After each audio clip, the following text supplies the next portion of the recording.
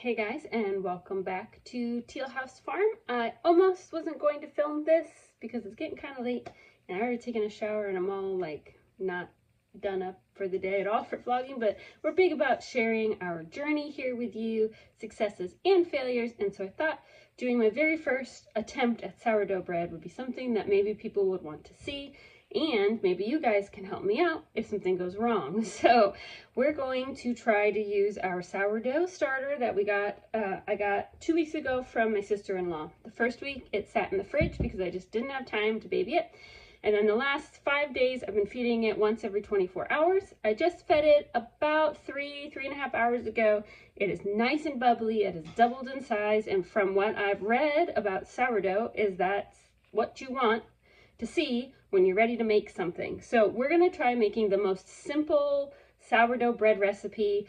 I did a lot of looking on sourdough forums and things online, and I saw this recipe tagged several times as a great beginner's recipe, very simple, no special ingredients, sourdough loaf to make in your Dutch oven with a sourdough starter. So we're going to try it together. I'm already making some yogurt on the stove that's going to go in the oven for overnight, so I figured why not start the bread. We'll let it rise overnight. We'll hope it does really well. Based on the time I usually get up, once I'm done with everything, it's probably going to be about 9:30. And if I get up between like 5:30 and 6 tomorrow, which is what I'm planning on, that'll be between like 8 to 9 hours of rise time. And from what I've read, it could take up to 12 to double in size. So I'm feeling that would be a really good benchmark for getting up to check on it after the first rise. So anyway, let's go ahead and get started together and we'll take you along for the adventure and I'll talk you through everything we're doing, talk you through the recipe, and those who have great sourdough experience, you can comment below on things that might help me out.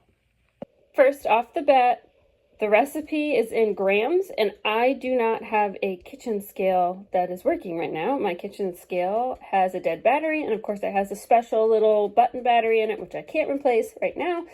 So we're doing our best conversions here, so hopefully this doesn't mess us up too much. But we have 3/4 cup of starter. We're going to need 1 1/10 cup of warm water and 2 tablespoons. I'm using avocado oil because I don't have any olive oil. They're really similar, so hopefully that will be okay. I don't have a fancy bowl or rising basket like a lot of sourdough people have. We're just using a basic, this is my KitchenAid bowl, which I think will be plenty tall to allow the dough to rise overnight. We're going to go ahead and mix these 3 ingredients. It says to use a whisk, so we're going to do it in this bowl. Whisk it really good, and then we'll add our dry ingredients.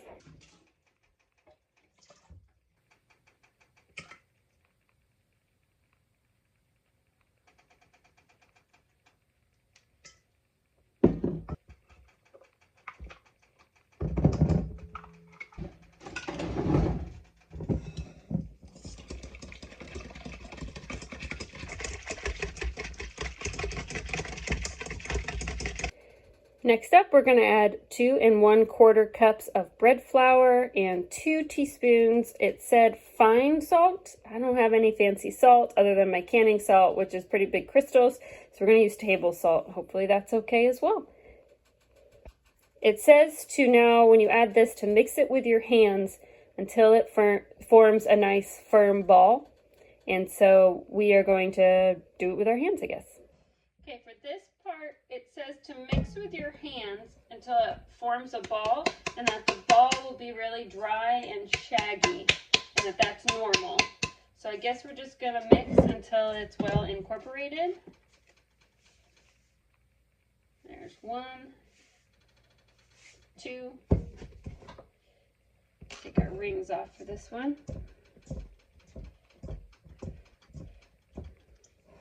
First I thought this is going to be way too wet for what they said, but now I see.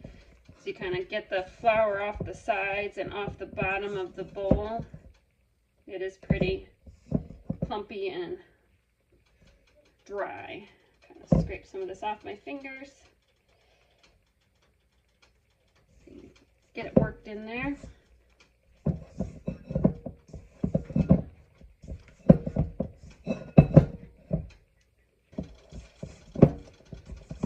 That's definitely all incorporated, and it does feel kind of dry.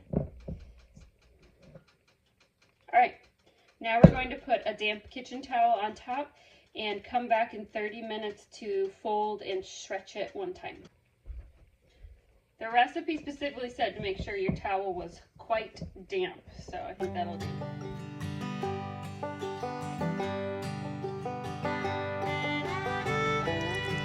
We gotta waste some time while that rises, so let's finish up the yogurt. If you're interested in learning how to make homemade yogurt by the gallon in your oven, I'll link the video below. It is really easy, and for us this is very cost effective compared to trying to buy good quality yogurt from the store. My kids love yogurt. I cannot keep it in stock, and so I make a whole bunch every couple weeks probably, and then we just have a gallon of it in the fridge. They can add fruit to it, they can add honey, any kind of jam. We always have lots of jams in the pantry, so it can make a lot of different flavors.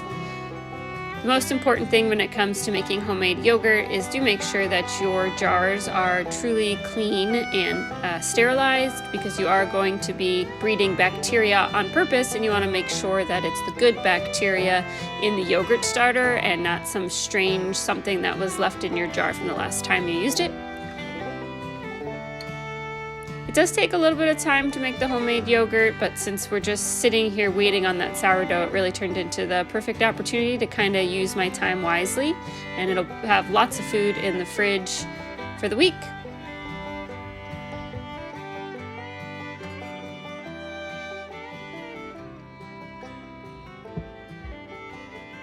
Okay, it's been 30 minutes. I think I said before stretch fold at 30 minutes. I misspoke. It is make sure it's a nice firm ball. Re-wet our towel, 30 more minutes, then stretch fold. So I don't really know how to make this look like a nice ball, but I'm just gonna kind of ball it.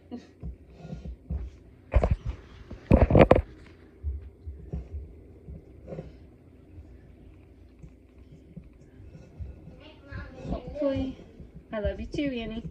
Hopefully that's not too sticky.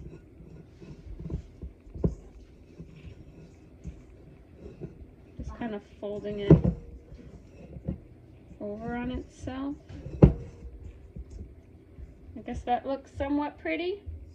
Okay, 30 more minutes and then we will stretch and fold. We're gonna re-wet the towel too, just with some warm water.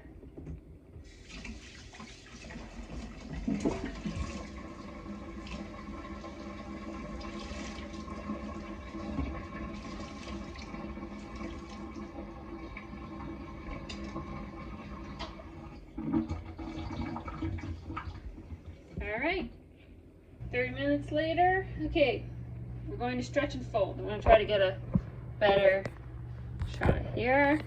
You can criticize my technique. I watched a video, but you know, first time for everything, right? So it said to do basically each corner, we're going to move the bowl a quarter turn until we get all the way back around. And I feel like this might be too sticky, but I'm afraid to do anything, so hopefully we're okay. Stretch and fold.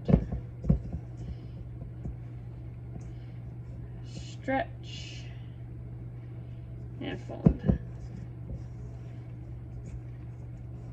And stretch and fold. One more. Stretch. Didn't do a good job on that one. Sorry. Alright. I feel like this, you may tell me that this is fine. I feel like it's too sticky. I'm gonna just dust a little bit of flour on the bottom so it doesn't stick to the bowl. I hope that's okay. You can tell me if that was a real no-no. I'm gonna try really hard not to do any kind of like kneading or anything. There, I got it all the way around. Okay, we didn't knead it or punch it or anything, so you should still be happy. So now, still got a damp towel cover. We're gonna let it go overnight. It's 10 o'clock. My goal is to check it about 6 tomorrow morning, so that's 8 hours, and we want it doubled in size. I'll give you one more look. That's how big it is. Let's hope it doubles.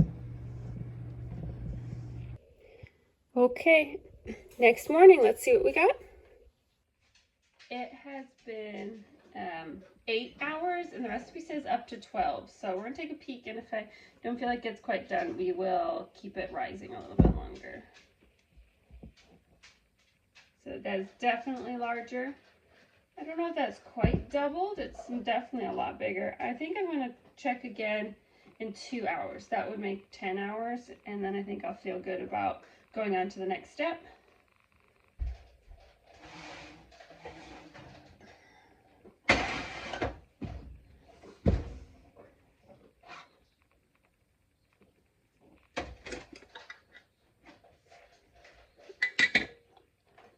Just a little bit of liquid, and it's just super thick.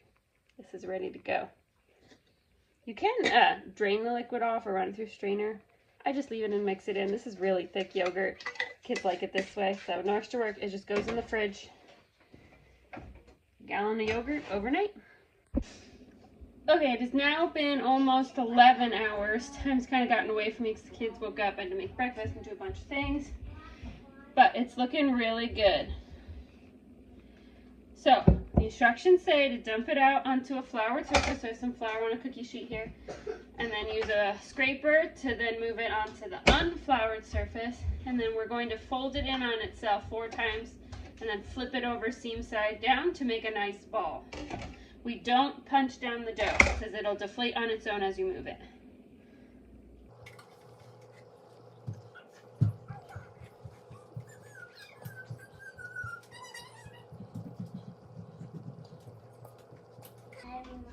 I love you too, JJ.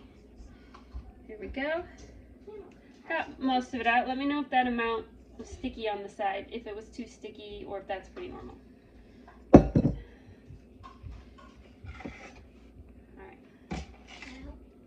Not with this part because I've never done this before, so I want to do it on my own. Alright, so we're going to fold into the center. Fold into the center. Fold into the center. The last one, fold into the center, and then flip it over. And set to kind of shimmy it so that made the ball that you wanted. I feel like that looks kind of like a ball. Okay. We have our cast iron Dutch oven there with some parchment paper. We're going to place it in the middle. And we need to score it. This is the part, I don't really have a good tool for this because my knives are all really dull. Okay, I hope that's okay. Hopefully I haven't ruined it by not owning a sharp knife or something to sharpen a knife with. Okay, it says to put the cover on,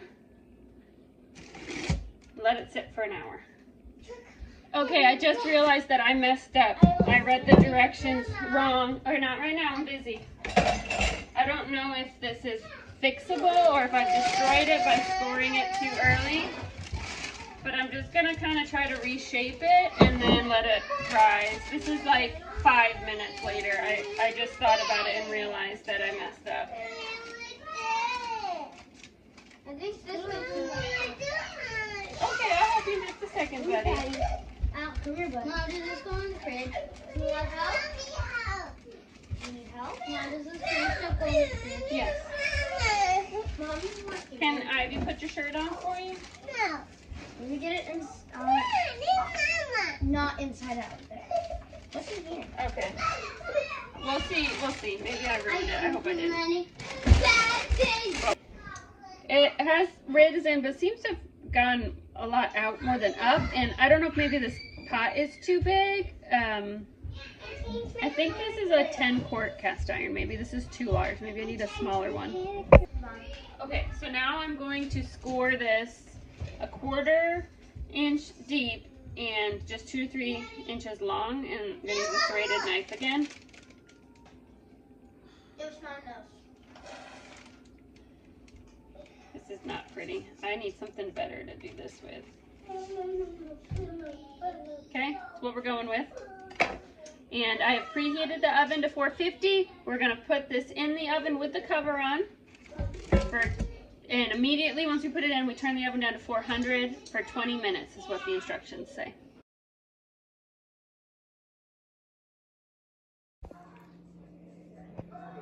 So I guess I didn't score it deep enough, so I hope it didn't get too compact inside. But we have to wait an hour until we can cut into it. Okay, we're gonna try slicing it. It's had its time to rest. Oh, if I can find a knife, then we can slice it. Alright, I feel like, just judging, I feel like it's a little too flat. And obviously my score was not deep enough, which probably also is one of the reasons it's flat.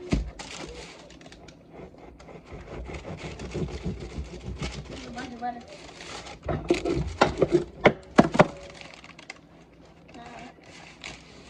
Okay, there are bubbles in it, so, and it is cooked all the way through, that's good.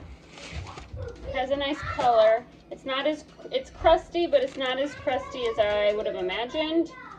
It might have to do with the fact that I only did that folding once. I'm wondering if I should have done that more, or if it needed to be cooked on a hotter temperature. Let's put some butter on it and give it a taste test. Okay, here we go.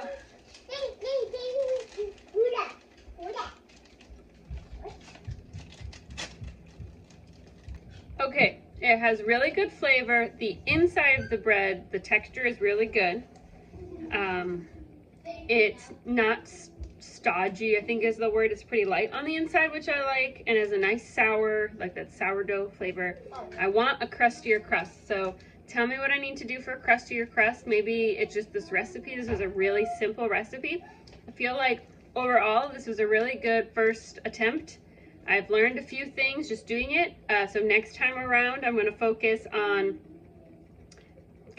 doing the scoring at the right time and getting it deep enough. Probably gonna maybe go buy something to do a good job, or sharpen some knives. And I think I'm gonna try cooking it hotter, because most of the recipes I looked at, the oven temperature was more like 450 most of the time, and so 400 seemed low, but that's what this recipe said. So I'm wondering if a hotter temperature will give me a better crust. But thanks so much for joining us, and I'd love to hear your comments below. I'm learning how to do this, and I want to get better at it. We'll see you guys next time.